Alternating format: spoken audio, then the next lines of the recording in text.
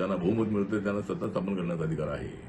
पण बहुमत कोणाला मिळू, पण बहुमताने आपण प्रत्येकाने आपलं मत जे आहे ते मत ज्या पक्षाला द्यायचं त्याला द्यावं. पण मतांचं जे पर्सेंटेज आहे ते पर्सेंटेज अलीकडे कमी कमी होत आहे.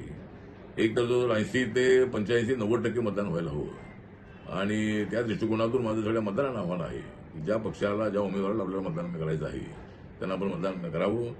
परंतु पर्सेंटेज आहे ते पर्सेंटेज आपल्याला वाढवणं अत्यंत आवश्यक आहे. 50%, 48%, 52% ही जी आकडेवारी आहे ही आकडेवारी लोकशाहीला आम्हाला मान खाली घालावी अशा पद्धतीची परिस्थिती आहे. त्यामुळे एक दिवस आपल्याला मतदान करायचं आहे, कामधंदा करा, सगळं करा, पण मतदानासाठी मात्र आपण वेळ काढला पाहिजे, सुट्टी काढली पाहिजे. आणि सरकारच्या वतीने त्या दिवशी सुट्टी जाहीर करण्यात आलेली आहे. आणि यावेळेला 70% पेक्षा जास्त मतदान व्हावं. माझं जर मत असं आहे की 100% मतदान झालं पाहिजे.